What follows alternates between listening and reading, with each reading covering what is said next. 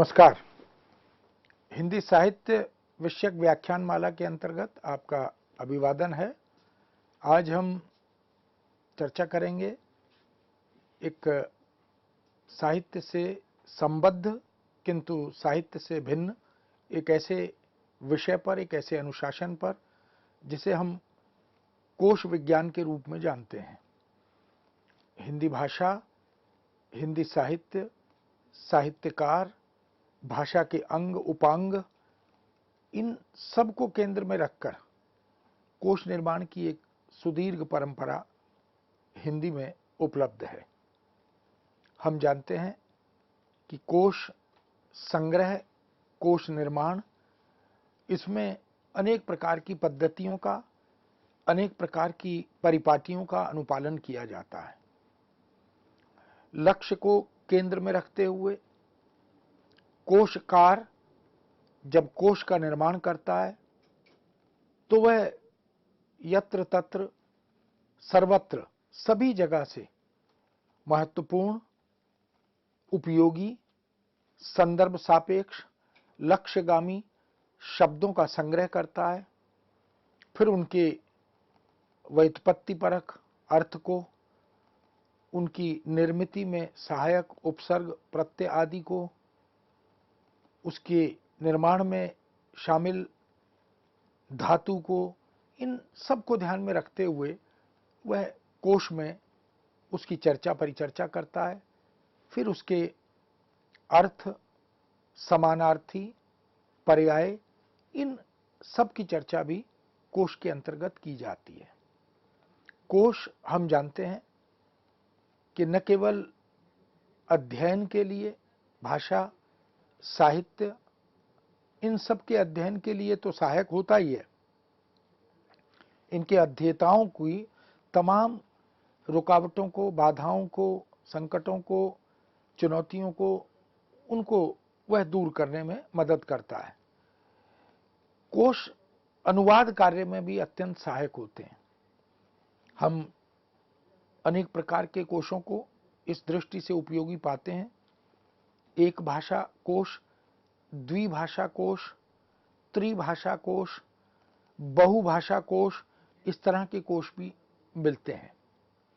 कोश साहित्यकारों के नाम और उनके अवदान को लेकर भी तैयार किए गए, व्याकरण के अंगों को लेकर भी, जैसे संज्ञा कोश, सर्वनाम कोश, विशेषण कोश, क्रिया विशेषण कोश, इसी तरह मुहावरा कोश, लोकोक्ति कोश, इसी प्रकार से रचना कोश, अनुवादक कोश और विश्व कोश तक लगातार निर्मित होते रहे।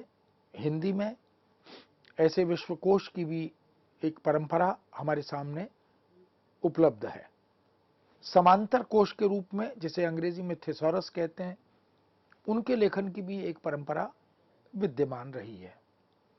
बहुत से कोशों में शब्द के उच्चारण को भी स्पष्ट करने का प्रयत्न किया जाता है। बहुत स्थलों पर शब्द की विकास यात्रा को भी उल्लिखित किया जाता है।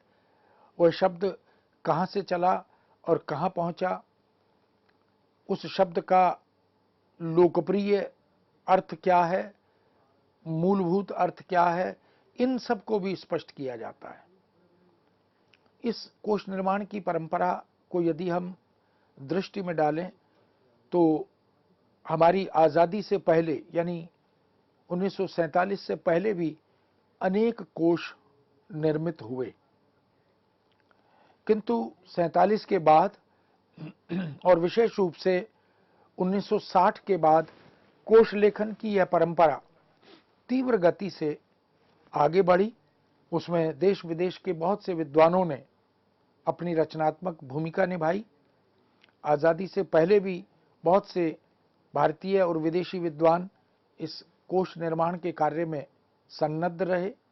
उन्होंने अपनी मेधा, अपनी प्रतिभा से इसका निर्माण किया और हम सबके लिए उसे उपलब्ध भी कराया। कोश कला वास्तव में एक साधना सापेक्ष कला है, क्योंकि शब्दों की साधना करते हुए, शब्दों की अर्थ छटाओं को, उसकी अर्थ व्याप्ति को, उसके अर्थ संकोच को, उसके अर्थ परिवर्तन को, वह सब भी कोश के अंतर्गत कोशकार समाहित करता है। यही कोश, लघु कोश, बृहत कोश, श्रृंखलाबद्ध अनेक खंडों में कोश, इस तरह के कोश भी निर्मित होते रहे हैं, सरकारी स्तर पर या गैर सरकारी स्तर पर। यानी बहुत से निजी प्रकाशनों ने भी बहुत से कोश बनाए और सरकार की, केंद्र सरकार और राज्य सरकार की अनेक संस्थाएं भी कोश निर्माण में संलग्न रहीं, संबद्ध रहीं। और अब तो ई कोश भी हमें प्रचुर मात्रा में देखने को मिलते हैं। कोश निर्माण और शब्दावली निर्माण, इन दोनों की एक परंपरा सशक्त और सुदीर्घ हमारे सामने उपलब्ध हुई। हमने भारतीय भाषा और विदेशी भाषाओं में शब्दों का संग्रह करके उसमें भी कोश निर्माण किया, यानी जैसे जर्मनी से हिंदी, रूसी से हिंदी, या हिंदी से जर्मनी, हिंदी से रूसी। इसी तरह परस्पर भारतीय भाषाओं में भी कोश निर्माण की ये परंपरा चलती रही। बंगला हिंदी, हिंदी बंगला, मराठी हिंदी, हिंदी मराठी, तमिल हिंदी, हिंदी तमिल, इस तरह के कोशों के निर्माण की परंपरा भी चलती रही। इस तरह हम देखते हैं कि कोश वास्तव में जो पाठ्यपुस्तक, संदर्भ ग्रंथ आदि का लेखन करते हैं, उनको अनेक पांडुलिपियों में आए शब्दों का अर्थ खोजना होता है। वो हिंदी की 18 बोलियों में भी हम कोश की परंपरा को उपलब्ध पाते हैं। बहुत से कोशकारों ने इस दिशा में बहुत महत्वपूर्ण कार्य किए हैं। इस तरह हम देखें कि कोश की निर्मिति, कोश क्रम में शब्दों की उपस्थिति, यह भी एक चुनौती भरा काम होता है। हिंदी में जो वर्णमाला है, उसके आधार पर वर्ण क्रमानुसार शब्दों की उपस्थिति, शब्दों का क्रमबद्ध करना, फिर उनके आगे के सारे जो तत्व हैं, आगे के सारे जो आयाम हैं, उन्हें उसमें समाहित करना, शामिल करना, ये सिलसिला कोश निर्माण में चलता है। किंतु मित्रों, कोश निर्माण में जिस तरह भारत के अनेक विद्वानों ने, कोशकारों ने महत्वपूर्ण, अविस्मरणीय योगदान किया, सहयोग दिया, कोश निर्माण की इस परंपरा में उन्होंने अपनी भूमिका निभाई, ऐसे ही बहुत से विदेशी विद्वान भी कोश निर्माण की इस परंपरा में जुड़े रहे और उन्होंने भी हिंदी के बहुत से कोशों का निर्माण किया। एक भाषी, द्विभाषी, बहुभाषी कोशों में उन्होंने अपनी रचनात्मक प्रतिभा का, अपनी भाषिक क्षमता और दक्षता का परिचय भी दिया। तो आज हम बात कर रहे हैं विदेशी विद्वानों के योगदान पर, क्योंकि बहुत से विदेशी विद्वानों के कोश हिंदी जगत में आज भी उतने ही लोकप्रिय हैं, उतने ही सार्थक और उपयोगी हैं। यह हिंदी भाषा की अपनी शक्ति है, अपना सामर्थ्य है कि वह समय समय पर अनेक धर्म, संस्कृतियों की संपदा और विविध देश विदेश के विद्वानों की सेवा श्रद्धा से सुगंधित, सुशोभित एवं समृद्ध होती रही है। प्रादेशिक भाषा से चलकर राजभाषा और राष्ट्रभाषा से चलकर अंतर्राष्ट्रीय भाषा की ओर उन्मुख होने वाली यह हिंदी, यही हिंदी आज भारत की भौगोलिक सीमा से बाहर भी संसार और सैकड़ों शोधार्थियों तक पहुंची, जहां हिंदी में शोध आदि की दृष्टि से ही नहीं, संपर्क और मेल जोल की दृष्टि से भी, परस्पर संवाद की दृष्टि से भी, अध्ययन और प्रचार प्रसार की दृष्टि से भी हिंदी ने अपने पंख फैलाए, स्वेच्छा और स्वांतः सुखाए। हिंदी पढ़ने, हिंदी लिखने, हिंदी समझने वाले ऐसे बहुत से देश हमें पूरी दुनिया में, पूरे विश्व में मिलते हैं, जहां मुख्य रूप से रूस है, अमेरिका है, कनाडा है, इंग्लैंड है, जर्मन है, Belgium, France, Yugoslavia, Czechoslovakia, Italy, इसी तरह से और भी बहुत से देश जिनको हम प्रवासी भारतीयों के रूप में जानते हैं, जहां के नागरिकों को वहां के देशों में Mauritius, Fiji, Guyana, Suriname, Kenya, Trinidad, Burma, Thailand, Nepal, Bangladesh, Romania, चीन, Japan, Norway, Sweden, Hungary, Bulgaria, Poland, Australia, Holland, Rome, Mexico, ऐसे कई देशों के नाम लिए जा सकते हैं जहां पर हिंदी के अध्ययन, अध्यापन का, शोध आदि का, मीडिया का, सिनेमा का, मनोरंजन के साधनों का, धारावाहिकों का, रेडियो टेलीविज़न की लोकप्रियता का समावेश निरंतर बढ़ता रहा है। अतः भारत, श्रीलंका, मलेशिया और दक्षिण अफ्रीका आदि देशों में भी हिंदी पैतृक संतति और मातृभाषा के रूप में स्थापित होकर अत्यंत विस्तार प्रचार पाती रही है। इन देशों में हिंदी की अनेक पत्र पत्रिकाएं छपती रही हैं और अभी भी प्रकाशित हो रही हैं। विद्यालय, महाविद्यालय, विश्वविद्यालय, शैक्षिक संस्थान, सांस्कृतिक संस्थान, राजदूतावास या संस्कृति को आगे बढ़ाने वाले कई केंद्र, ये सब इन स्तरों पर हिंदी का पठन पाठन चलता रहा और आज भी जोर शोर से चलता हुआ दिखाई दे रहा है। निरंतर शोध और कार्यशालाएं हो रही हैं, ढेरों अनुवाद हो रहे हैं। हिंदी व्याकरण और कोश लेखन जैसी महत्वपूर्ण परियोजनाएं सरकारी, गैर सरकारी स्तर पर या स्वांतः सुखाए बरसों से चल रही हैं। साहित्य और भाषा के इतिहास भी प्रचुर मात्रा में लिखे जा रहे हैं। व्यक्तिगत और संस्थागत स्तर पर हिंदी के लिए यह गतिविधियां किसी न किसी रूप में कार्यान्वित होती ही रही हैं। हिंदी प्रकाशन, आकाशवाणी, दूरदर्शन और इससे जुड़े हुए हिंदी के अनेक कार्यक्रम इस दिशा में अपनी महत्वपूर्ण भूमिका निभाते रहे हैं।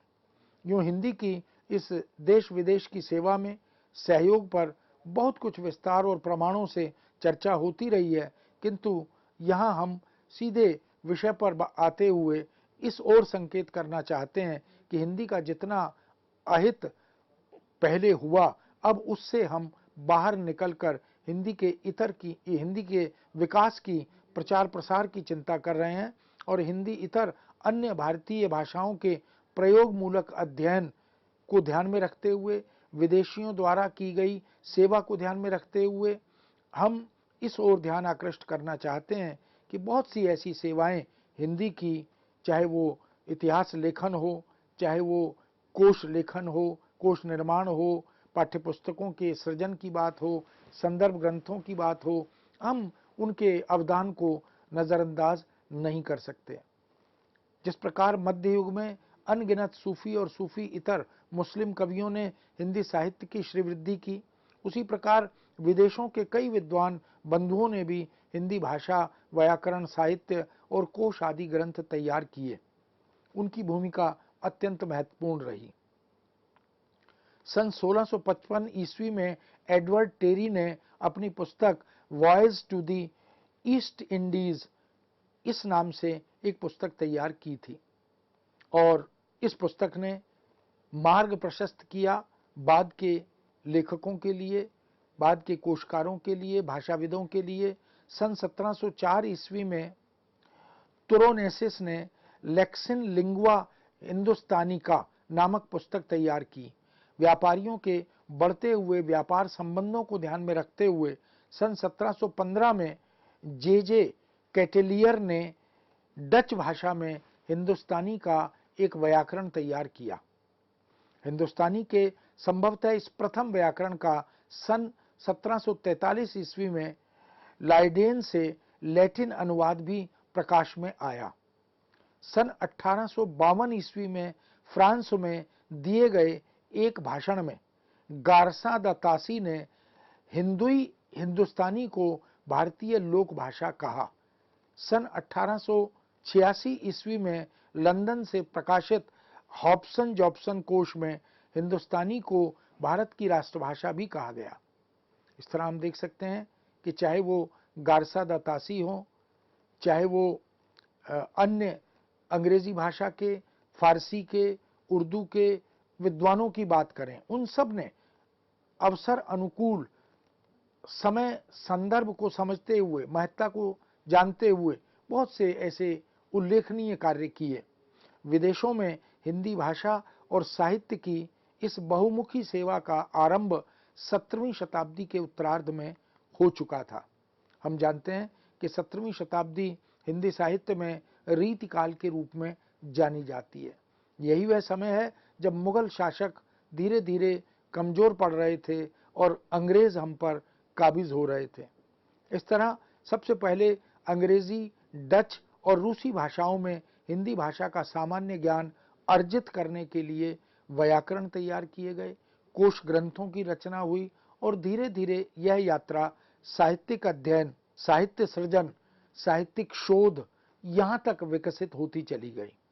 इस दृष्टि से हम देख सकते हैं कि बहुत सी ऐसी पुस्तकें हमें उस काल में लिखी हुई मिलती हैं जो विदेशियों द्वारा निर्मित की गई, जिसमें व्याकरण की ग्रंथ भी हैं, जिसमें कोश आदि ग्रंथ भी हैं, जिसमें साहित्य और शोध लेखन के मानक आदि पर भी चर्चा की गई है। यूनेस्को की भाषा होने के गौरव से संपन्न यह भाषा अब शीघ्र ही संयुक्त राष्ट्र संघ की भाषा होने का गौरव भी हासिल करेगी ही, ऐसा हमें प्रतीत होता है। आज बहुत से विदेशी विद्वानों के नाम हैं जिन्हें हिंदी भाषा और साहित्य के विकास एवं संवर्धन के लिए ससम्मान स्मरण किया जाता है, उनके प्रति कृतज्ञता ज्ञापित की जाती है। उनमें सोवियत संघ के डॉक्टर E.P. चेलिशेव का नाम उल्लेखनीय है। पश्चिमी जर्मनी के डॉक्टर लोथार लुत्से का नाम भी उल्लेखनीय है। ट्रिनिडाद के श्री शंभुनाथ कपिलदेव, चेकोस्लोवाकिया के डॉक्टर ओदोनेल स्मेकेल, जर्मन जनवादी गणतंत्र के डॉक्टर हेलमुट नेस्पिताल, जापान के दोई, स्वीडन के प्रोफेसर लेनार्ड पेरसन, कनाडा के doctor Christopher king, Britain Cambridge विश्वविद्यालय के professor doctor R.S. McGregor, France की श्रीमती निकोली बलवीर, पोलैंड के प्रोफेसर मैरिया ब्रेस्की, ऐसे बहुत से सैकड़ों नाम हमें उपलब्ध हैं जिन्होंने हिंदी भाषा, हिंदी साहित्य, हिंदी कोश निर्माण, हिंदी पठन पाठन, हिंदी शिक्षण आदि को लेकर बहुत से ग्रंथों का निर्माण किया। डॉक्टर मोनियर विलियम्स की, डॉक्टर अब्राहम ग्रेयरसन की हिंदी में बहुत सी उल्लेखनीय कृतियां हमें मिलती हैं, चाहे वो कोश हों या अन्य प्रकार की रचनाएं हों। हिंदी में आधुनिक प्रणाली, वैज्ञानिक वर्गीकरण और वर्णमाला क्रम के आधार पर कोश रचना करने का जो शुभ कार्य विदेशी विद्वानों ने प्रारंभ किया था, वह उल्लेखनीय है। इनमें अंग्रेजी हिंदी, हिंदुस्तानी अंग्रेजी, अंग्रेजी संस्कृत, बंगला हिंदुस्तानी और कानून और वाणिज्य संबंधी कोश, इन सब क्षेत्रों में चिकित्सा शब्दावली कोश, ऐसे बहुत से कोश, बहुत सी रचनाएं, शब्दावलियां हमें उपलब्ध होती हैं, देखने को मिलती हैं, जिसकी प्रेरणा से हिंदी के क्षेत्र में बहुत से कोशकारों ने, बहुत से वैयाकरणों ने काम किया।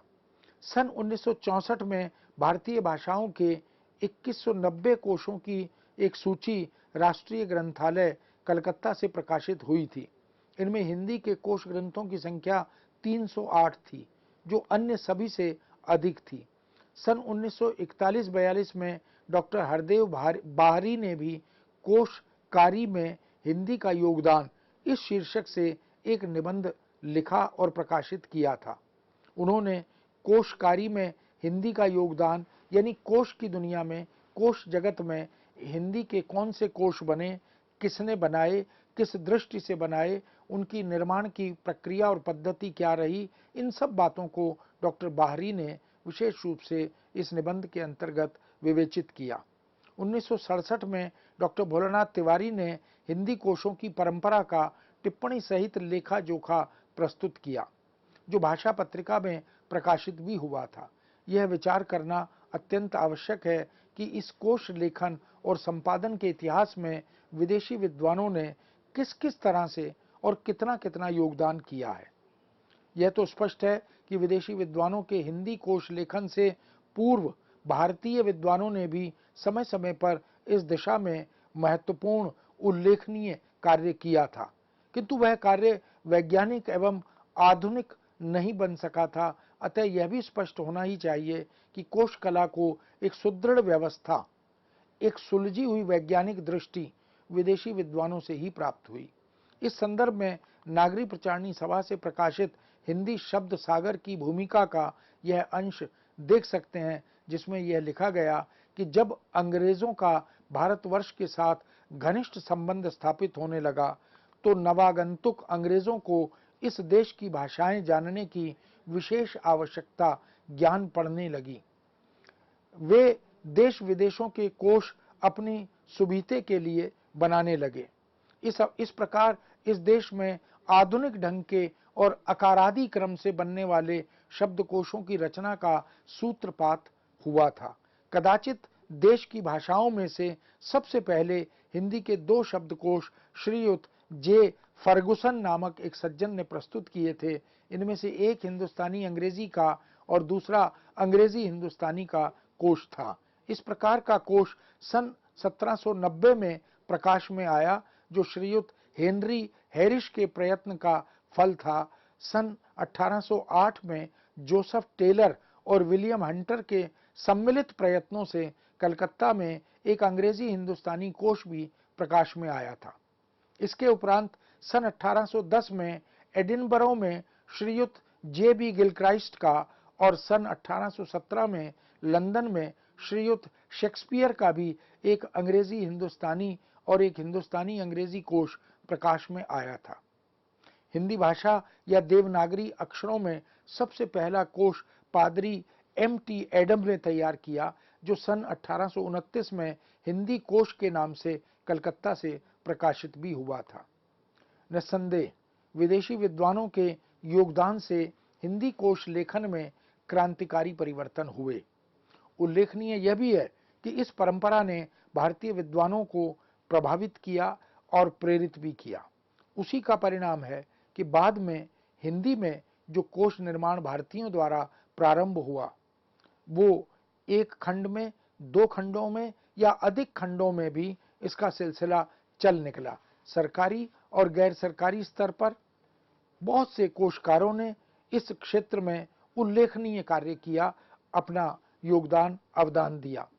कह सकते हैं कि इन विदेशी विद्वानों ने कई प्रकार से कोश तैयार करके भारतीय विद्वानों का, भाषाविदों का, भाषा वैज्ञानिकों का मार्ग प्रशस्त किया और उन्हें कोश निर्माण की एक दिशा भी दी। उसकी उपादेयता से, उसकी उपयोगिता से अवगत भी कराया।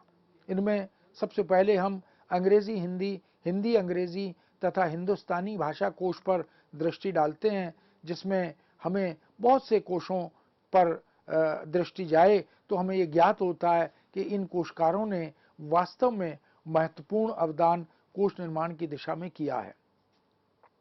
सर्वप्रथम हमें सन 1773 ईस्वी में रोमन अक्षरों में प्रकाशित जे फर्गुसन का हिंदुस्तानी भाषा कोश देखने को मिलता है। इस कोश का अपना एक ऐतिहासिक महत्व है। सन 1790 ईस्वी के आसपास प्रकाशित गिलक्राइस्ट का डिक्शनरी ऑफ इंग्लिश एवं हिंदुस्तानी, अंग्रेजी हिंदुस्तानी कोश ग्रंथ भी प्राप्त होता है। इस ग्रंथ में 1000 शब्दों का संग्रह किया गया था और इस कोश के प्रकाश के बाद ही गिलक्राइस्ट हिंदुस्तानी के विद्वानों में गिने जाने लगे थे। सन 1810 ईस्वी में एडिनबरा से एक नवीन संस्करण भी प्रकाश में आया था, जिसमें थॉमस रोबक ने गिलक्राइस्ट को सहयोग दिया था। इस संस्करण में फारसी लिपि का त्याग कर दिया गया था। गिलक्राइस्ट के ही समकालीन कर्कपैट्रिक का 1789 में ए वैक्यूबलरी पर्शियन, अरेबिक एंड इंग्लिश ग्रंथ लंदन से प्रकाशित हुआ था और इस पुस्तक के अंत में new Hindi grammar and dictionary पर एक योजना भी विस्तार से आगे के लिए दी गई थी। लेखक इस ग्रंथ को 8 खंडों में प्रकाशित करना चाहते थे।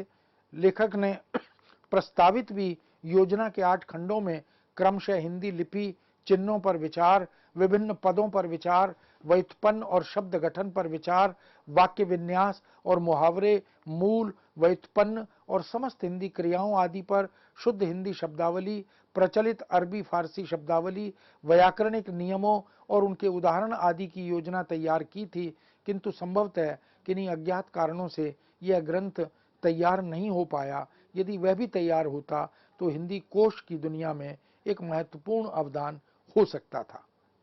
कुल मिलाकर कह सकते हैं कि कोश निर्माण की यह परंपरा प्राचीन है, महत्वपूर्ण है।